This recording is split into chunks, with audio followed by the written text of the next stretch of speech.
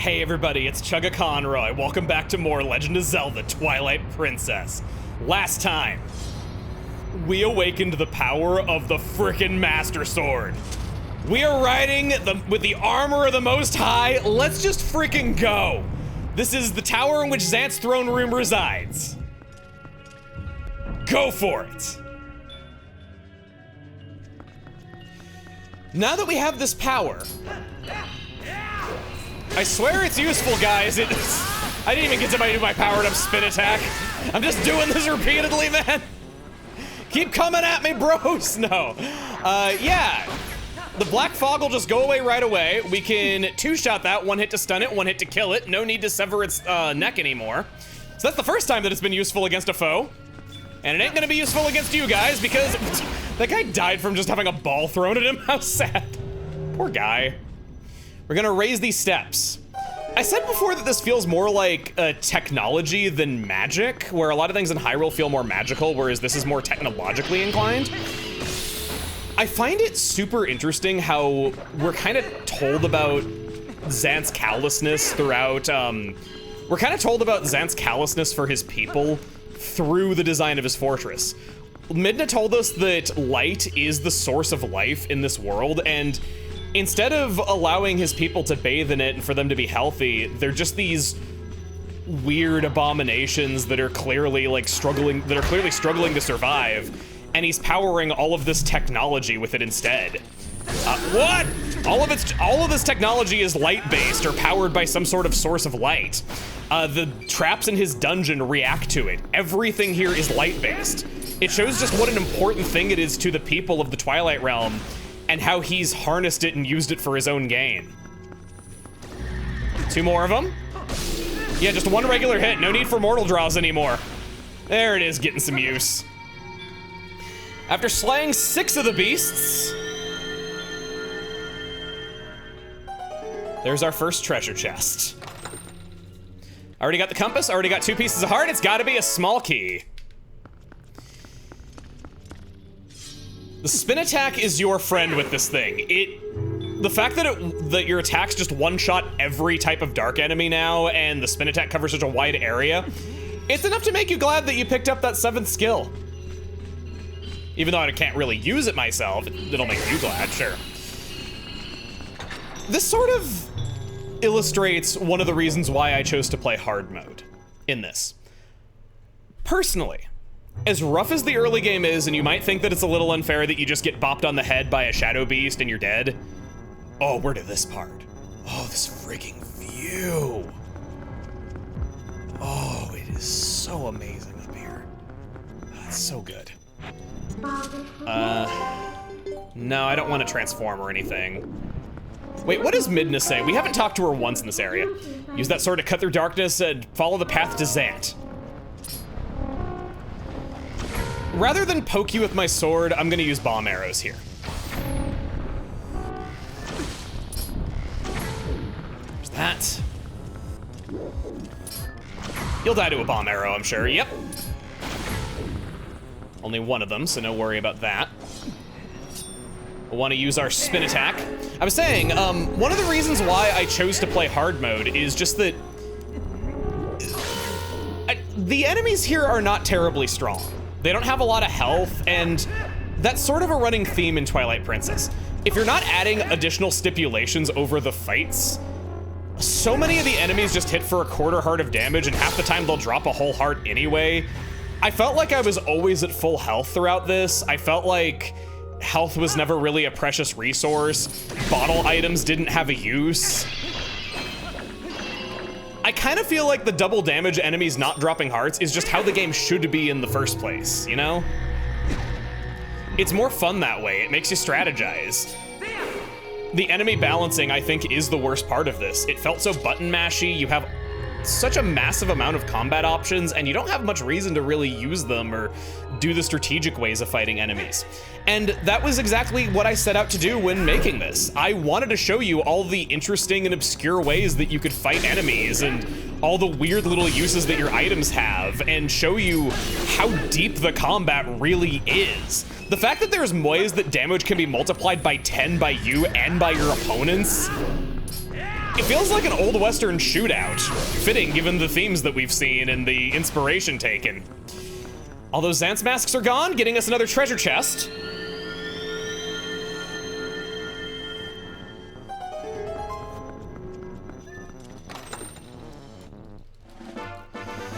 You got a small key, opening a door only in this area.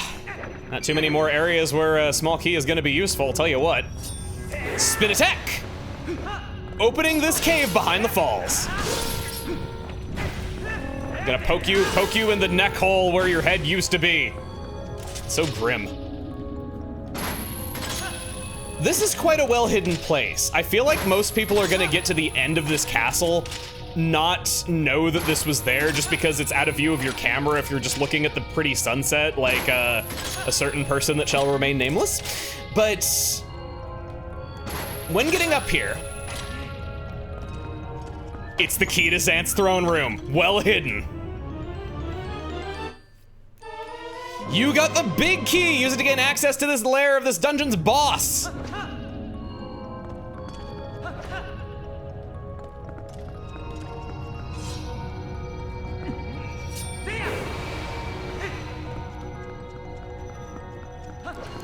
And down at the bottom, one of our keys is gonna be to this door.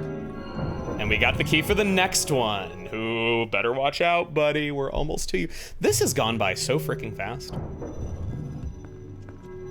I already came around in this place a little bit when I practiced this, but I'm coming around on it even more now. It's not that long. It does feel kind of epic how you're just fighting your way through wave after wave of shadow beasts to get to the top. Your sword becomes much stronger throughout it, so you get to enjoy the feeling of progression of just becoming more and more powerful as it goes. It hasn't taken long at all to get up here, just so long as you're not failing to the Zant's hands at the beginning, which, I don't know, I suppose maybe on a first playthrough you wouldn't know that the sword is gonna get powered up and that you can get those chests without the souls. So perhaps that's a problem. This is a guessing game, by the way. I'm making it look easy because I know this by heart, but God, I keep saying but in the middle of sentences all the time. I need to really catch my speaking patterns. It's not too terribly rough. What? Oh, God! Gosh. Put my shin in your mouth. Ugh. There's this claw shot target here. And then there's more over there. We'll hop onto this.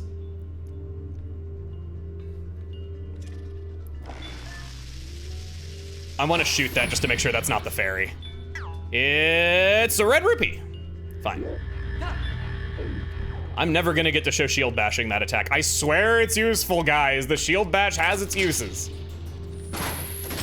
Go! Get out of here, get out of here. Oh, the worst thing is getting smacked out of a claw shot. Gale Boomerang time. Haven't used that in long enough. Oh! All right, now you're gonna get it. Shot me in the ear. Oof. Don't spin around, please. Don't spin around, don't spin around. We wanna grab this. Go up. Ooh, that sound was getting awfully close. I play with headphones on so that you don't hear echo in the recording of it playing through my speakers.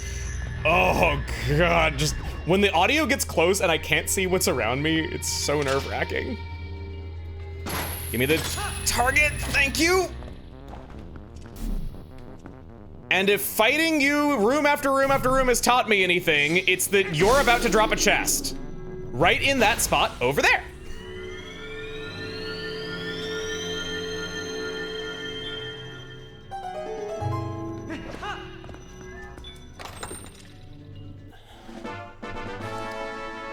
Do I want to claim that? Do I want to claim that? No, not the key. Of course I want to get that. I didn't realize how that was going to come across until after I started speaking. It's a common problem with me, really. Yeah, I think I do want to claim this. I would still say that this is my last place dungeon, but I wouldn't say it's bad. In fact, it's quite fun. It's just that Twilight Princess has high standards. We've had so many wonderful adventures in so many temples all throughout Hyrule by this point that a pretty good dungeon is probably gonna feel like a letdown. I would say it's pretty good. Not amazing, not my favorite, but pretty good for sure. I just love using my Mortal Draw even when I don't need to. No, no, no, no, no, no, no, no, no, no, no, no, no. We need to be human for this. We need to be human. Get the sword out. Just poked him right in the face. I didn't even see him before I hit him. Two of them. Get him. Prepare your spin attack every time. They'll come for you. You don't need to come for them. Four of them? No problem. Four of them again. You gonna try me, big boy? No. I guess he had enough. I gotta say, it's nice having a better appreciation for this place. And just for one of my favorite games, you know? I'm glad that I have moments like that in a recording and I get to share those sorts of things with you. It's one of my favorite things about making videos. As much as I try to research this well, it is nice. I've given this a lot of thought, and I think the time is now. I've cleaned out this room, topped up my resources. Let's just do it. We'll bring an end to this.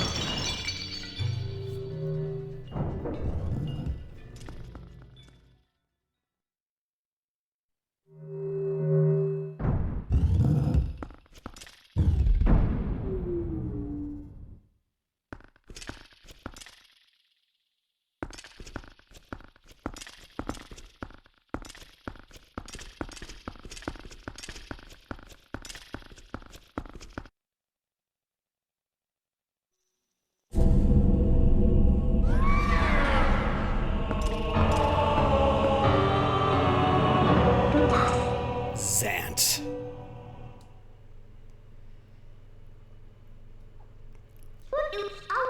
Isn't this ironic? Here we are, all thanks to the dark magic curse you placed on Link.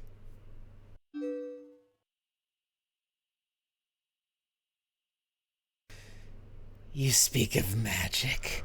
Still your tongue for a moment, whelp. And I will tell you of both magic and the oppression of ages. The people of our tribe, a tribe that mastered the arts of magic, were locked away in this world like insects in a cage. In the shadows we regressed, so much so that we soon knew neither anger nor hatred, nor even the faintest bloom of desire. And all of it was the fault of a useless, do-nothing royal family that had resigned itself to this miserable half-existence. I had served and endured in that depraved household for far too long, my impudent princess. And why, you ask? Because I believed I would be the next to rule our people. That is why. But would they acknowledge me as their king? No. And as such, I was denied the magic powers befitting our ruler. It was then, in the thrall of hatred and despair, that I turned my eyes to the heavens and found a god.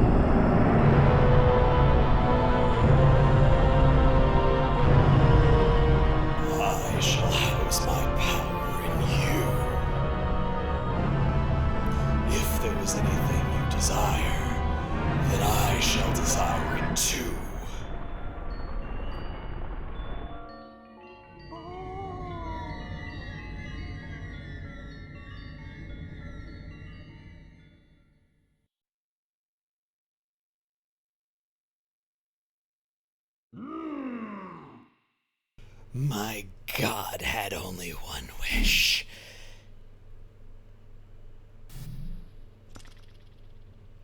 To merge shadow and light and make darkness.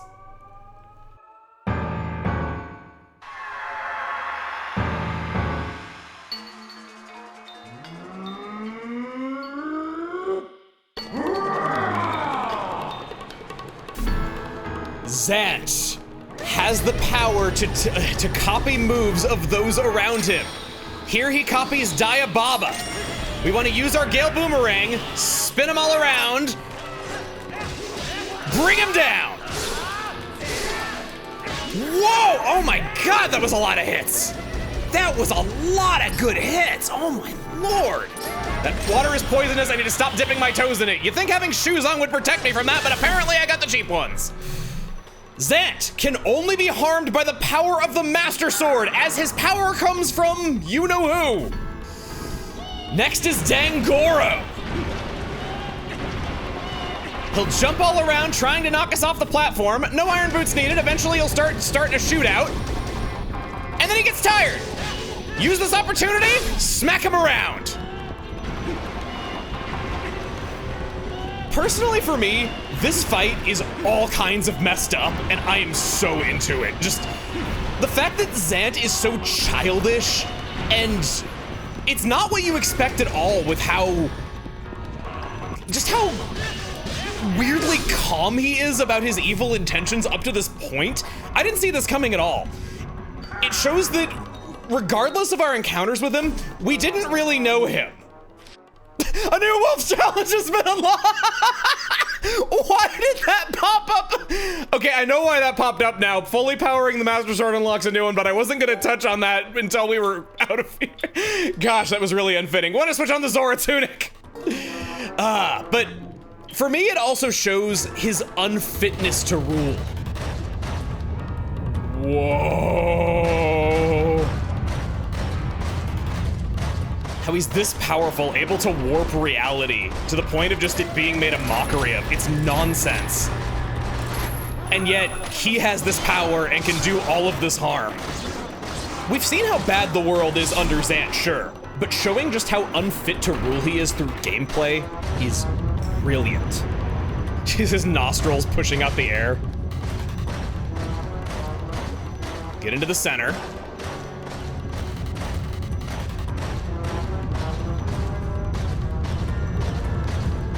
Surrounds us. Oh no, not that one. It's this one. Thanks for giving me a moment. Grab him by the neck!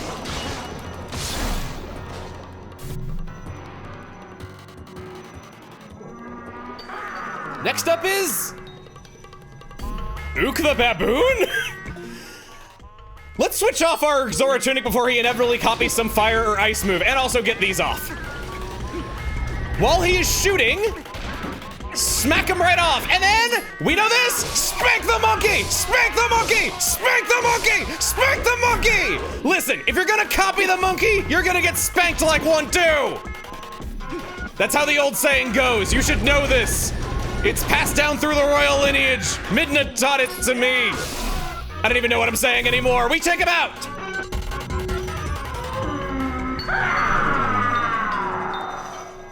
Oh look, an ice attack that he's copying! Now he's a giant. We'll grab this iron, not the kind that we wear on our feet, but the kind we swing with our hands, and stub his, oh no, stub his toe! Yeah, that's about how weak I feel when I stub my toe on furniture too, especially metallic furniture. Ah! I swear to you, the biological reason that we have toes is to freaking find furniture in the dark. That's all they're good for. I know that toes are good for balancing, and they're actually more important than people think they are, but still, that's what it feels like, man. Cut him off, head him off with the pass, head him off with the pass, stab him! And we're not done yet. It's phase 6.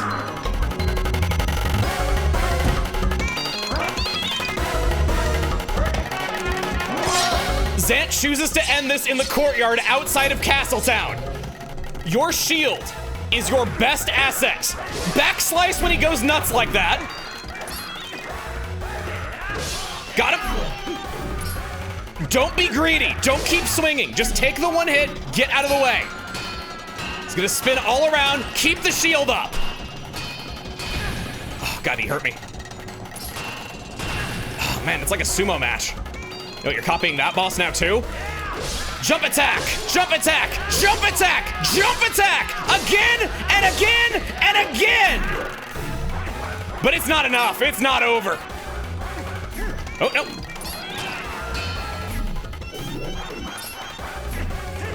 Just warping all over the place, going insane. Going implies he's not already.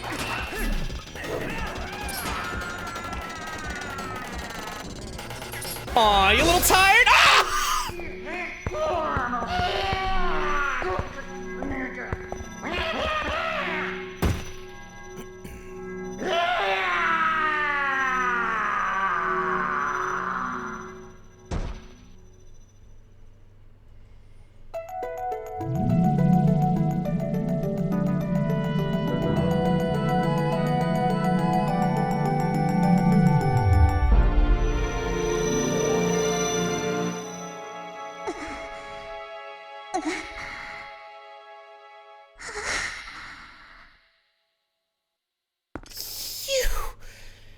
Traitors! Traitors? You want to know why none of us would call you king? It was your eyes, Zant. All saw it. A lust for power burning in your pupils. Did you think we'd forget our ancestors lost their king to such greed?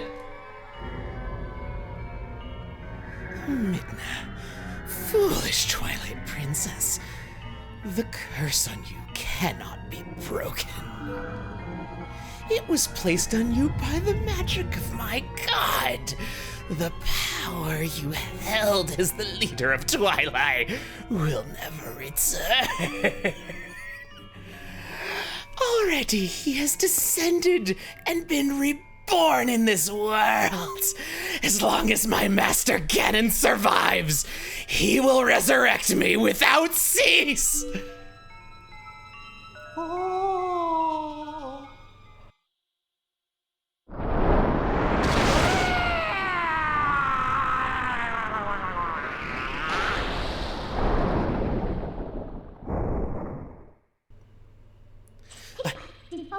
I used just a fraction of the power that's in me now.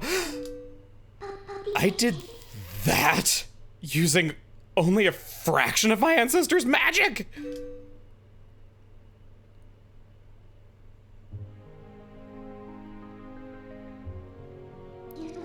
Link, now is the time. We must save Zelda. The evil power Zant was wielding. I couldn't take it from him, but at least I still have the magic of my ancestors. With it, I can return the cherished power Zelda bestowed upon me.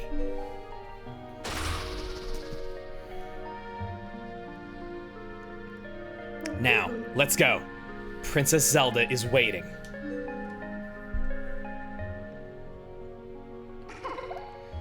Ah, isn't she cute?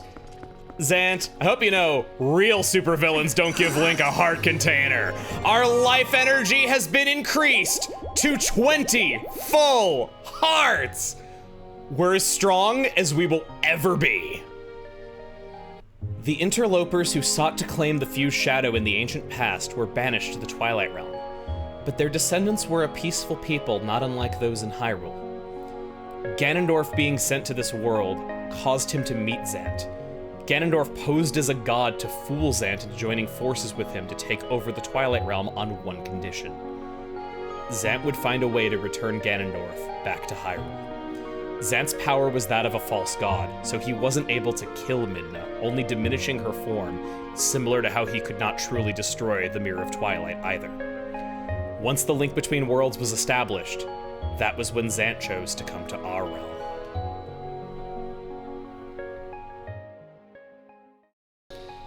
Nothing else to do, Midna. We have our mission.